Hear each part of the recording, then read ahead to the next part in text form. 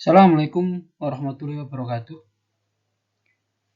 Kita lanjut lagi di series Kode Etik Psikologi Indonesia, dan pada kesempatan kali ini kita akan membahas mengenai hubungan antar manusia, dan juga nanti akan kita bahas sedikit tentang kerahasiaan data.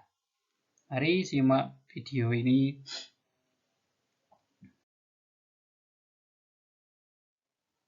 Dalam subbab hubungan antar manusia, yang pertama ditekankan tentang sikap profesional anggota HMSI, yaitu baik ilmuwan psikologi dan atau psikolog. Itu wajib yang pertama memberikan pelayanan kepada semua pihak, ya, harus adil, ya, tanpa membeda-bedakan suku, agama, ras, sosial ekonomi, kemudian ketenaran dan sebagainya. Harus semua orang bisa dilayani dengan sama rata. Kemudian melindungi pemakai jasa psikologi dari dampak negatif.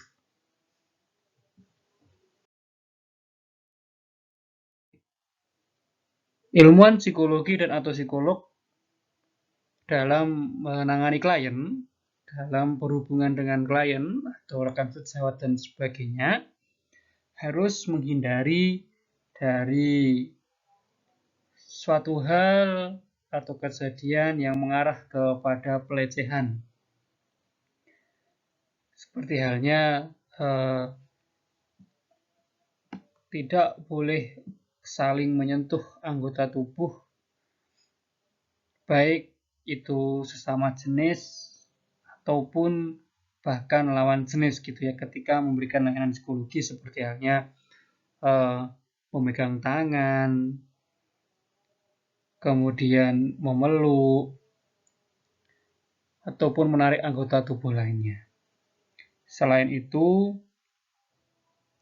apabila kliennya lawan jenis, ketika sudah selesai konseling, kita mengantarnya sampai membukakan pintu mobilnya dan sebagainya, itu sebaiknya dihindari. Ditakutkan hal tersebut mengarah kepada pelecehan yang membuat klien kita merasa tidak nyaman dengan pelayanan atau jasa psikologi. Begitupun pelecehan lain juga harus dihindarkan. Psikolog dan atau ilmuwan psikologi dilarang melecehkan ras, suku, agama, bangsa, kecacatan, bahasa, ataupun status sosial ekonomi dari klien kita. Kita harus kembali ke poin yang pertama tadi, bahwa kita harus bersikap profesional tanpa membeda-bedakan satu dengan yang lainnya. Kemudian selanjutnya mengenai penghindaran dampak buruk, ya, terutama bagi klien. Sebelum kita melakukan sesi pelayanan psikologi, baik ilmuwan psikologi dan atau psikolog wajib memberitahu klien sejak awal dampak yang akan diterima, ya, setelah melakukan kegiatan-kegiatan dengan jasa psikologi yang kita berikan. Dan kita wajib mencari atau mengusahakan untuk memperbaiki ke kondisi yang lebih baik untuk klien kita.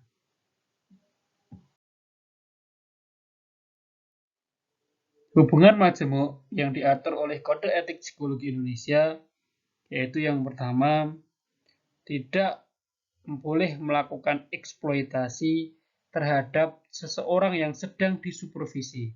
Misalnya mahasiswa yang melakukan kerja praktek atau mahasiswa yang sedang magang gitu ya. Karyawan kita, peserta pelatihan, ataupun klien. Kemudian yang kedua, psikolog dan atau ilmuwan psikologi juga tidak diperbolehkan melakukan eksploitasi data klien atau mahasiswa yang sedang disupervisi. Gitu ya. Dan yang ketiga, tidak boleh terlibat dalam hubungan seksual dengan mahasiswa atau yang berada di bawah bimbingan psikolog dan atau ilmuwan psikologi. Yang keempat, ketiga hubungan tersebut harus dihindari untuk menghindari penilaian negatif dari masyarakat tentang psikolog dan atau ilmuwan psikologi itu sendiri, dan juga tentang pelayanan psikologi atau jasa psikologi atau mengenai jurusan psikologi, gitu ya, supaya masyarakat menilai baik dan tetap mempercayai seluruh yang berkecimpung di dalam dunia psikologi ini. Hubungan profesional yang diatur oleh Kode Etik Psikologi Indonesia yang pertama yaitu sesama anggota HIMSI, Himpunan Psikologi Indonesia, wajib menghargai, menghormati, dan menjaga hak-hak sesama psikolog dan atau ilmuwan psikologi.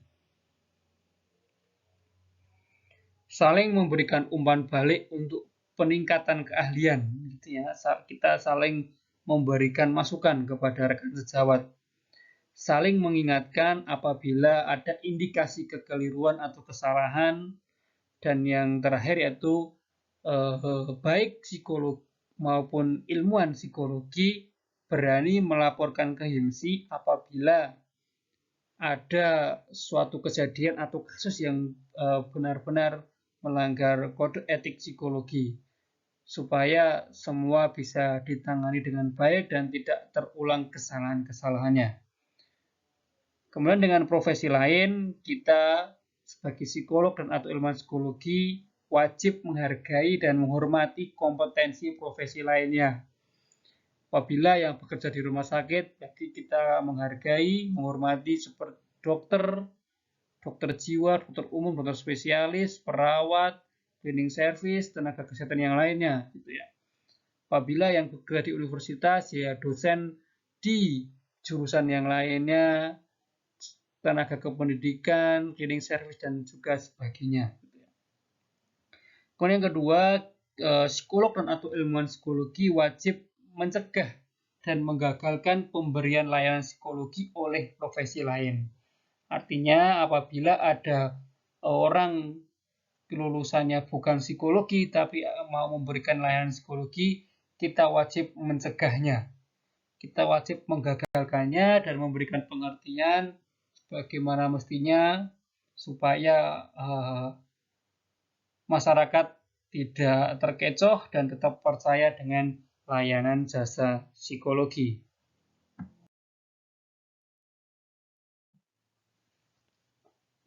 Pasal yang membahas layanan psikologi kepada perusahaan atau organisasi, gitu ya. Di dalam pelayanan psikologi kepada perusahaan atau organisasi biasanya ada pendampingan mengenai atau konsultan mengenai di perusahaan tersebut, seperti pendampingan ketika pelaksanaan psikotes untuk rekrutmen atau kenaikan jabatan, adanya wawancara atau fokus group discussion, gitu ya, ataupun pendampingan dalam bidang yang lainnya seperti kasus-kasus yang dialami oleh karyawannya, gitu ya. Nah, khusus untuk semacam psikotes, gitu ya, psikolog harus menjelaskan di awal apa yang boleh dilakukan dan tidak boleh dilakukan oleh peserta selama psikotes berlangsung. Sama dengan ketika wawancara, harus dijelaskan terlebih dahulu apa yang boleh dan tidak boleh. Dan hasil tesnya itu tidak semua orang di dalam suatu perusahaan tersebut bisa membaca, dan memahami hasil tes psikologi yang telah kita buat. Akan tetapi yang boleh membuka hasil tes atau menerima hasil tesnya hanya pihak-pihak seperti HRD-nya ataupun pemilik perusahaan sebagai penanggung jawabnya. Ilmuwan psikologi dan atau psikolog boleh melakukan pengalihan layanan psikologis apabila yang pertama ketidakmampuan psikolog atau ilmuwan psikologi seperti hanya sakit ataupun meninggal. Kemudian yang kedua, keterbatasan kompetensi yang dimiliki. Misalnya tidak sesuai dengan jurusan ketika kuliah sehingga keilmuannya kurang, boleh dilakukan pemindahan layanan psikologis. Kemudian yang ketiga, apabila psikolog dan atau ilmuwan psikologi pindah tempat tugas yang tadinya misalnya di kota Jakarta kemudian pindah ke Surabaya, boleh dilakukan pengalihan layanan psikologis kepada rekan sejawat. Kemudian yang keempat, keterbatasan pemberian imbalan dari klien. Apabila harga kita yang sudah diberikan ke klien, tapi klien tidak sanggup membayarnya dan kita tetap menuntut untuk dibayar penuh misalnya, tapi klien tetap tidak mampu, boleh kita mengalihkan layanan psikologis kepada profesi psikolog dan atau ilmuwan psikologi yang lainnya. Pasal selanjutnya yaitu mengenai pemberhentian layanan. Psikolog dan atau ilmuwan psikologi boleh menentukan atau memutuskan pemberhentian layanan kepada klien apabila yang pertama, klien sudah tidak memerlukan lagi layanan psikologi. Artinya mungkin klien sudah sembuh atau yang lainnya. Kemudian yang kedua, klien mengalami ketergantungan yang menyebabkan ketidaknyamanan pada salah satu atau kedua belah pihak itu ya. Ataupun kliennya yang ketergantungan dengan psikolog atau ilmuwan psikologi ataupun psikolog dan atau ilmuwan psikologinya yang ketergantungan dengan klien sehingga salah satu atau dua-duanya merasa tidak nyaman, maka boleh segera diberhentikan layanannya dan boleh dirujuk atau dialihkan kepada rekan yang lain.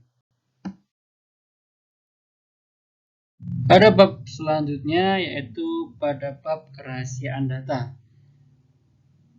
Pada bab ini kita membahas berbagai informasi atau peraturan etika mengenai kerahasiaan data klien terutama ya. Pada bab kerahasiaan data ini ada subbab atau subtema mengenai rekam psikologi gitu ya. Yang pertama, setelah melakukan pemeriksaan kepada klien, kita harus merekap segala hal mulai dari alat tes yang digunakan, identitas klien dan sebagainya kita rekap, kemudian kita simpan gitu tentunya ya. Kemudian yang kedua, kita jaga kerahasiaan klien mulai dari hasil tes atau pendampingan psikologinya, dijaga kerahasiaannya, hanya boleh dijabarkan hasilnya atau info yang dibuat dari klien kepada pihak-pihak yang memang disetujui oleh klien, seperti halnya atasannya yang mengirim untuk dilakukan tes psikologi atau pemeriksaan psikologi ataupun kepada pihak keluarga yang telah ditunjuk oleh klien. Kemudian yang ketiga, data-data dari klien dijaga minimal 5 tahun. Setelah 5 tahun boleh dimusnahkan. Cara memusnahkannya juga tidak sembarangan, tidak berkas-berkasnya dijual, dirongsokkan begitu saja tidak, tapi juga sebisa mungkin dimusnahkan sehingga tidak berupa bahwa itu adalah dokumen-dokumen dari klien kita. Bisa dengan disobek-sobek atau dipotong kecil-kecil sehingga bisa dimusnahkan. Yang keempat, rekam psikologi ini bisa dibuka datanya, informasinya kepada berbagai pihak yang memang benar-benar membutuhkan dan legal gitu ya, untuk kepentingan khusus, misalnya untuk kepentingan di persidangan, untuk kepentingan di perusahaannya dan sejenisnya. Terima kasih telah menyimak tayangan video ini. untuk materi mengenai kode etik psikologi Indonesia seri yang ketiga ya. Jadi silakan ditunggu seri-seri yang selanjutnya tentang kode etik psikologi Indonesia. Jangan lupa di subscribe video ini. Terima kasih dan wassalamualaikum warahmatullahi wabarakatuh.